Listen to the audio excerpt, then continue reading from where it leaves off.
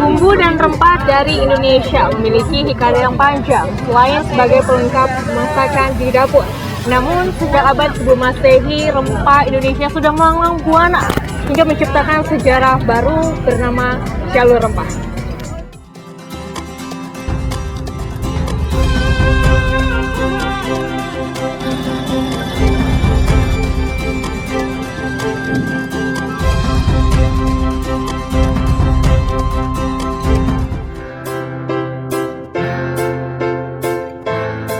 Rempah, bahan makanan yang selalu ada di dapur. Ia kerap bersentuhan dengan tangan pengolah hidangan, aromanya yang khas dan rasanya yang kuat mampu mengubah makanan menjadi jauh lebih nikmat. Namun fungsi rempah khas Nusantara tidak sebatas memberi rasa pada sepiring masakan atau penambah aroma pada segelas minuman.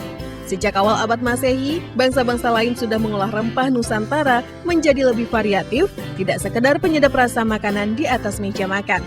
Ada yang menjadikannya pengawet makanan, obat-obatan, pewangi, hadiah bagi para raja, hingga penguburan jasad. Daya pikat rempah Nusantara mampu mengundang pedagang datang dari berbagai benua. Di abad pertama, India sudah menjelajah Nusantara untuk berburu rempah istimewa. Pada abad ke-7 atau 1 Hijriah, bangsa Arab dan Persia pun tiba. Dan di abad ke-9 Masehi, bangsa Cina pada masa dinasti Han akhirnya menyusul. Rempah-rempah ini sebagai sebuah komoditas penting di Kepulauan Indonesia pada masa lalu, bahkan mungkin pada abad-abad sebelum Masehi sampai abad 1 Masehi, ya, bahwa Kepulauan Indonesia diberikan rahmat oleh Tuhan, kekayaan namanya rempah-rempah, dan hanya ada satu di dunia, yaitu di Kepulauan Indonesia.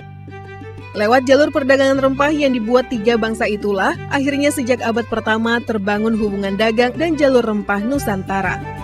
Jalur rempah sebenarnya kan sebagai sebuah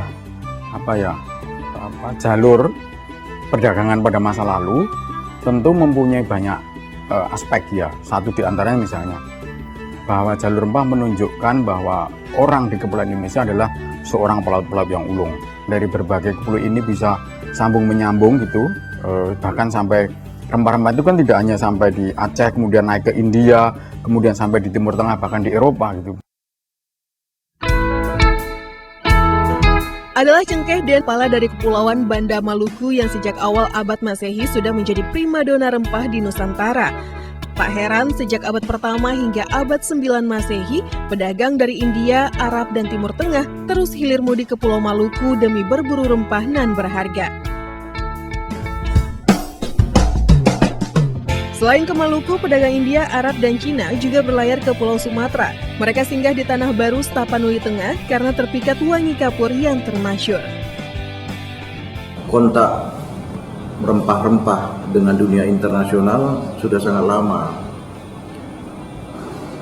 Sumber-sumber Arab, ya, Timur Tengah misalnya, menyebut ada perdagangan kuno ke kawasan Sumatera seperti Kampe, ya, Kamfer. Rempah Nusantara itu istimewa karena hanya ada di Nusantara untuk jenis rempah tertentu seperti cengkeh, pala itu asalnya memang dari Maluku dan disebut sebagai rempah yang endemik, tanaman endemik. Artinya tidak tumbuh di tempat yang lain gitu. Nah, oleh karena itu tidak mengherankan kalau banyak bangsa-bangsa lain mencari rempah itu untuk perdagangan sampai ke Nusantara gitu. Selama 15 abad, India, Arab, dan Cina berhasil menguasai perdagangan rempah Nusantara dan perdagangan rempah dunia. Jalur rempah Nusantara mereka rahasiakan hingga membuat bangsa Eropa bertanya-tanya, di manakah rempah-rempah mahal itu berasal? Setelah Christopher Columbus dan Vasco da Gama mengisir lautan demi mencari rempah ke daerah asal, akhirnya pada awal abad ke-16 Masehi, bangsa Eropa mengetahui dari mana rempah itu berasal dan Portugis tercatat sebagai negara pertama yang berhasil menginjakan kakinya di Nusantara. Sejak kedatangan bangsa Eropa di Nusantara, titik jalur perdagangan rempah Nusantara pun semakin meluas. Di Nusantara bagian timur, orang Eropa mendapatkan cengkeh di Pulau Ternate dan Tidore dan pala di Kepulauan Banda.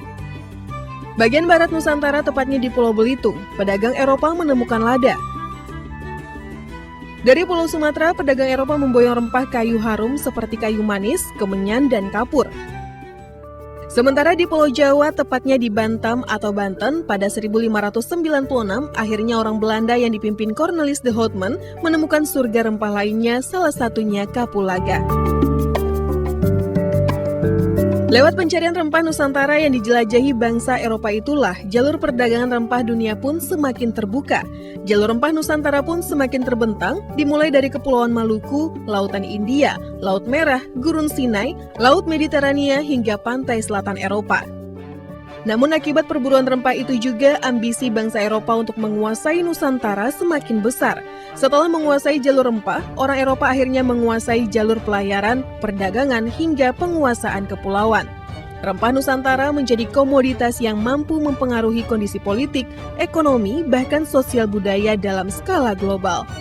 Justru itu saling terkait ya, dari masa ke masa ketika rempah ini menjadi komoditas penting di kawasan Nusantara ini, dan kemudian banyak berbagai bangsa berusaha datang dan berdagang, bahkan memonopoli kalau kita bicara itu konteks Eropa begitu ya. Di situ sudah sangat terlihat jelas bagaimana rempah-rempah itu mempengaruhi peradaban dunia gitu ya.